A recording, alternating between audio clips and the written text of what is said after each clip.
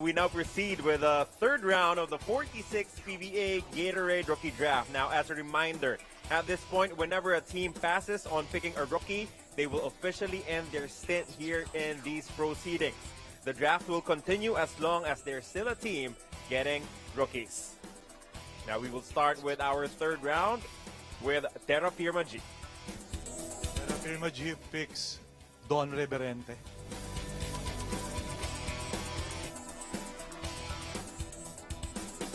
So Don Reverente being picked by TERRAFIRMA Jeep.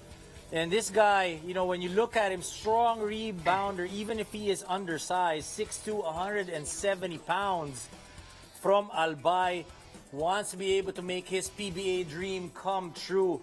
And today is that first day, Coach Ryan. And what is so important, and look at his happiness written all over his face also, in the eyes and the face of his parents there at the background. You know that this guy is using basketball as a ticket for him to go to the next level in terms of comfort level in their lifestyle. And TERRAFIRMA giving that guy an opportunity to show his wares and a chance to be in the PBA. At least he will be required to go to practices. He will be given a chance to even crack a roster spot. And who knows, he might be able to get a PBA contract. Carlo, who is our number 2 pick in the third round? Thank you, Dom. That pick belongs to Northport, Batang Piar. Sean Anthony with the announcement. With the second pick in the third round, Northport picks Lauren Brill. Sean Anthony once again with the calmest pick ever. Pero Lauren Brill, hearing your name called at this stage, you know you got a shot. Well, Lauren Brill, you know, basketball is in his blood. His father, Louis Brill, played in 1981. And, you know, very familiar with Philippine basketball. He can shoot a three-point shot. There's actually 2 of them, 2 Brills in the draft right now, and they're beside each other. So, you know, again, in the third round, obviously it's a lot harder to be able to crack a lineup. But, you know, you keep on improving your game, especially now.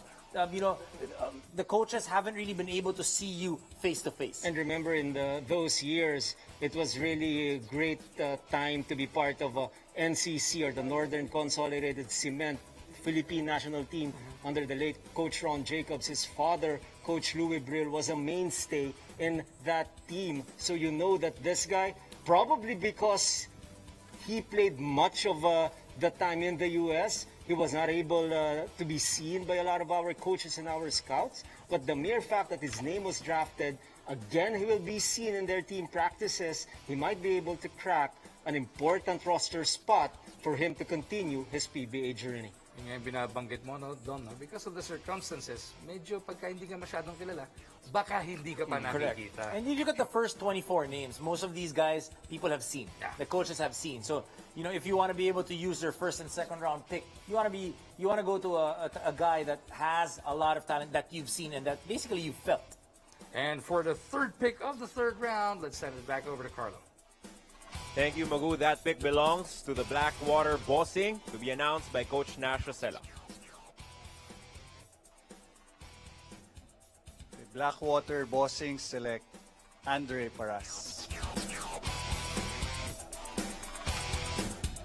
Andre Paras, hearing his name called here, so we are about to have a second generation player for 2021.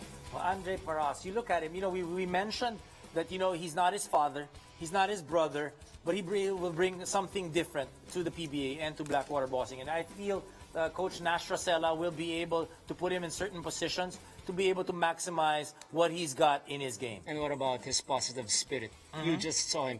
Right after his name was called, he was cheering. He was so happy. He did not believe that being chosen in the third round is detrimental to his success as a PBA basketball player. And great pick as far as Blackwater is concerned. Nanggugulo pa yung tatay. Ayun, no? Okay. But tignan natin. Tuwan-tuwa sigurado rito si Boss Josel Ducy. Dahil alam mo naman yung produktong pinupush nila. So meron na siyang basketball player, baka meron pa siyang model. Endorser Endorser. I think it works for him as well. You said he's not his father, he's not his brother, Pero yung hard work kasi, Yes. that gives him a chip on his shoulder as well. Plus, I mean, you look at the outside shooting. If you would gauge from the three who would have the best outside shooting, Coach, I'll let you answer that question. Mick Pinisi. Shooting, hindi yung sumisilip. Hindi yun. I don't think. Hi, Idol Benji. Let's send it back over to Carlo. With the fourth pick here in the third round, the NLEX Road Warriors will be represented by Kevin Alas. Fourth pick of the third round, NLEX Road Warriors pick Antonio Bonsubre. Isa pa tong si Kevin, no? Mga player na pag nakita mo naglalaro, Shy pala. Tutukan mo ng camera, bigyan mo ng mic, biglang nahihiya. Si Dom lang talagang walang hiya. Walang hiya. Antonio Bonsubre has been selected by NLEX. Definitely a guy who can rebound, is a role player. Again, a guy that could possibly will see more talent or a lot more of his basketball game to develop under Coach Yang Giao. Ay, alam naman natin, pag nag-develop ng player si Coach Yang Giao, ang daming mananalaro na naglaro kay Coach Yang, hindi masyado nabibigyan ng pansin, pero napapagaling niya. Ang pinakahuli dyan, na bilib ako, si Raul Soyud. Halos mahirapan makakuha ng kontrata, pero naimbitahan pa sa Gilas, Pilipinas, hindi lamang natuloy. So ito, pag ikaw na draft ni Coach Yang Giao, alam mo, may tsansa ka, mabibigyan ka ng pagkakataon na maipakita ang galing mo para makapunta ka sa PBA. Pero si Coach Cheng mismo nagsabi, no, it's not 100% of the time. There's always an exception to the rule. Tinanong ko siya nung naging player niya si Chard. Sabi niya, hindi naman siya Diyos. My magic can only go so. Carlo? Thank you, Magu. To be announced by Ray Nambatak, the fifth pick of the third round belongs to the Rain or Shine Elasto Painters. The Rain or Shine Elasto Painters select Kenneth Mocon.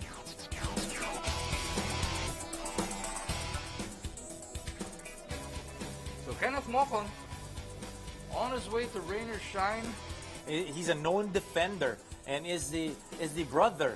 Of course, his brother JV Mocon now already plays for Rain or Shine. So I think it's a good situation for him because he can play with his brother. He played in Team B for a while for San Beda and finally cracking the roster for the San Beda Red Lions. So I think it's a good opportunity for him and his brother to be able to kind of put him on his shoulder and lead him.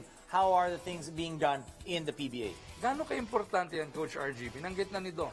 He spent some time in Team B, pero yung programa, schools like that, San Beda, Ateneo, Lasal, UP, of course, pero yung may matinding basketball program, gaano ka-importante yan when it comes to you giving somebody a chance? May timing din kasi. Minsan, maski magaling ka, pero meron pang mas magagaling sa'yo na hindi pa nag-graduate, then mahihirapan ka talaga makapasok dun sa Team A. Malamang ito nangyari rito kay Mocon Dahil, of course, alam naman natin na ibang klase mag-recruit itong San Beda. Pero pagdating dito sa PBA, piling-pili na yung mga iimbitahan mo na na-draft mo, pati mga players from the free agency, then masuscrutinize ka mabuti ng coaching staff.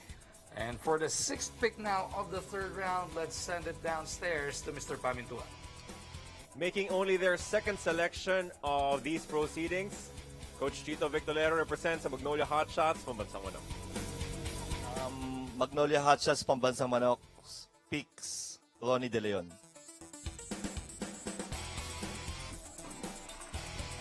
Hindi ganun katunog ang pangalan, but you see the reaction there. Ronnie De Leon, hearing his name called here in the third round. Well, they're obviously very happy coming from the University of the East. Red Warriors played under the Pumarian system. So with that alone, you know that this is a guy that can play within a system. He's tough. He's used to that pressure defense, which, like you mentioned earlier, that Coach Chito will want to do as well. He's a guy that can shoot. And again, he's a guy that is willing to work hard to be able to get some minutes in the roster. And there's a transition happening right now for this Magnolia team. A lot of movements, a lot of resident stars opting to retire. So young players will have an opportunity to show their talents. And who knows, itong si De Leon, baka sakaling makakuha ng pwesto para sa kupunan ni Coach Chito Victorero. Dali, sabi mo, a lot of veterans retiring. May alam ka bang nangyari? Si PJ Simon lang. yung, Ala ko, dadagdagan mo. tingnan natin. So yan nga po, Ronnie De Leon to Magnolia, and Alaska will be picking next. Alamin natin kay Carlo. 7th pick of the 3rd round, Coach Jeffrey Carriazo will announce the pick for the Alaska Aces. For our last pick, Alaska Aces pick RK Ilagan. Mr. Uy, you've been waiting for RK Ilagan's name to be called. Well, he's one of the guys that, when you look at the mock drafts, when you look at the interest, he's somebody that came into basically the top 30 players coming into this draft. He's a stocky guard who can shoot the three. He's a scorer. And, something that, picking in the 3rd round, getting picked rather in the 3rd round, played for San Sebastian. He's a guy that, player comparison, coach, perfect team then. JV Casio, you know that JV, every time you hear the name of JV, what you will see is a guy who has tremendous composure. He's not going to panic. Again, a guy who will always do positive things inside the basketball court, and not only that, someone whom you can depend when you need a basket from the three-point area. So if you are going to play like JV, and JV is actually slowing you down, and he's teaching you right there every day in practice. So it is a one-on-one battle against someone that is being compared to you, and succession planning is something that is very important to make sure that your team is going to be competitive for a lot of years. So if they see that RK is going to be that fit, then who knows? Baka siya na yung susunod na JV Cash. So yan nga po, nangalahati na mahigit ang ating 3rd round. At ngayon pa lang, at number 8 of the 3rd round, makakapili ang San Miguel Beermen. Balik tayo kay Carlo. As you said, Magu, for the first time in the 46th PBA Gatorade draft, the San Miguel Beermen are ready to make their selection, represented by Governor Robert Non. San Miguel picks Allen Enriquez. And you see his eyes light up here. Alan Enriquez about to join the most storied franchise in the history of the PBA. A guy also from Pampanga, so he's hard-nosed, he's 6'5", 200 pounds, and Alan Enriquez, known for his hustle. A guy that, not worried to mix it up. And, every day, if he's going to be with San Miguel, he's going to have to bang bodies with the big men of San Miguel, Motao Tua, Junmar Fajardo. And that is why, if he's going to be invited by San Miguel, he will play a specific role, and that is to defend against the big guys. You've mentioned those two, and not only that, of course, this team is packed with so much talent. They don't care whether they were not able to pick in the first 2 rounds. They got CJ Perez via a trade. And not only that, they still have Terrence Romeo. Marshall Lassiter is still in the roster. Arvin Santos is still active. Chris Ross is still playing good basketball. And Alex Cabagnot, who's still so sure that he can score baskets if he wants to. Sa dami ng matinding pangalan na binitawan mo, right there. Whether this guy gets signed, becomes a practice player, or becomes a free agent after, yung maka-ensayo ka lang doon, it can be nothing but positive for your career, di ba? Definitely, that's something that, you probably won't be able to play against Junmar Fajardo just like that, or a Motao Tua. And the environment, we keep talking about the culture. San Miguel, Iba yun. nothing less than a championship is acceptable. And credit must go to their coach, Coach Leo Austria, who is celebrating his birthday today. Oy. Happy birthday, Coach Leo, eh? Happy birthday, Coach Leo, as we send it back down for Meralco's 9th pick in the 3rd round. Carlo?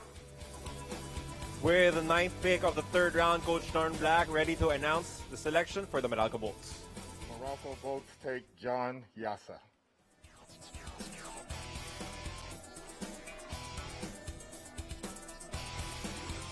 John Yasa from PCU has been selected here by Coach Norman Black. You gotta love the emotion coming out here, Don. Well, John Yasa, you look at this guy, he's 6'4". Obviously, Coach Norman now looking for guys that he can pick from. A guy that, can hustle, can bring in. They're looking at, Reynald Hugnatan is not getting any younger. They're looking at a guy... But he's getting better. And he's getting fitter. I mean, Reynald's been in the league since 2001, so he's been solid. But talking about being able to get into a place or a system like Coach Norman Black, Grand Slam coach, to be able to get that and be able to practice in that type of a system, you might be able to impress him. Who knows, and crack the lineup. And then, of course, when you talk about Coach Norman Black, he also has the ability to make sure that you're a perfect fit in the system that he is trying to do for his team to be really successful. Remember, the Balls figured prominently in the last Philippine Cup, ending at the top 4 of our conference. And they made a trade involving Mac Bello and Baser Amer. So Mac Bello will now be the natural 3-man or a 4-man if he wants to play small. And this guy that he drafted might just be might pull off a surprise and get a roster spot. Kinabanggit niyo naman si Tito Reynel, mga 6 years na yun eh. He's not getting any younger. Not yet, pero oh, yes. nag-i-improve pa rin eh. Exactly. Wala naman tayo, sinabi lang naman natin, he's not getting any younger. Pero Just like you. Palakas na palakas eh. Lakas pa rin ni Tito Reynel eh. Carlo, anong balita dyan? Thank you, Magu. Now with the 10th pick of the 3rd round, making the pick for the Phoenix Super LPG Fuel Masters is Matthew Wright. Phoenix selects Raymar Kaduyak. Raymar Kaduyak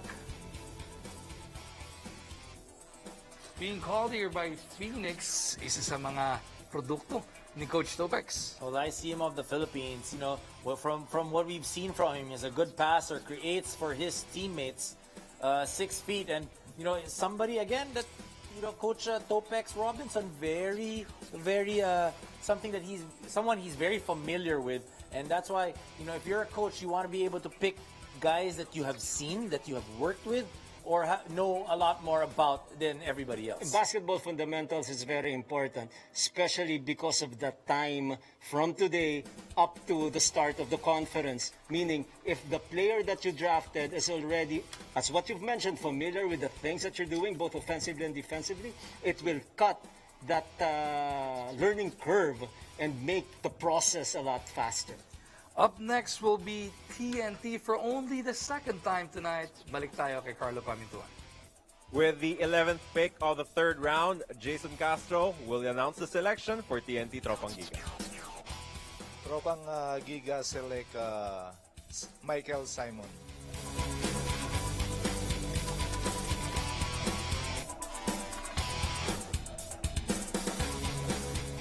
Michael Simmons from Baruch College, a native of Brooklyn, will be heading to TNT.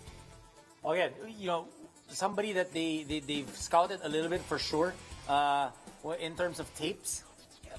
At his height, they're looking for hustle. They're looking also at the guards of TNT, looking at spots to be able to, basically grind it out in practice. We know Coach Trot Reyes puts a lot of premium in energy, a lot of hustle, and to be able to be positive in a situation that TNT is in. So I really feel that, this guy is somebody that we still need to watch and see what he can do if he does make it into the lineup. Coach Trot does tremendously scouting foreign talents. Of course, Coach Josh Reyes also someone who has a lot of contacts from abroad. They've seen this guy play, and they're willing to give him an opportunity to don the Tropang Giga jersey. And for the last pick now of the 3rd round, balik tayo kay CP. For the final pick of the 3rd round, Coach Tim Cone for Barangay Ginebra San Miguel. Sorry, LA Tenorio for Barangay Ginebra San Miguel. Barangay Ginebra will pass. Bira naman si Eli. Ang galing-galing dun sa vlog, biglang nahihiya pagdating sa... Wala kasi motor niya eh. Akala mo hindi sanay sa camera at sa mic ka. Pambira ka naman, tenyente, oh. Akala ko magpa-plug pa eh. Yun pala passing sasabihin. But LA Tenorio, I mean, you look at how he played in the bubble, fantastic. And, whoever is looking at, obviously the barometer in the All-Filipino will always be San Miguel, but Barangay Ginebra, I mean, with the moves that they've done in the off-season, they've just raised that level. Yeah. They want, still San Miguel is there, but maybe are they the same or are they better? Are they higher? Hopefully, we'll find out starting in April. Yep. By the way, that is the first pass ng ating 46 PBA draft presented by Gatorade, the official sports drink of the PBA. And that concludes round number 3. Tignan natin ano nga ba mangyayari sa susunod pa sa aming pagbabalik.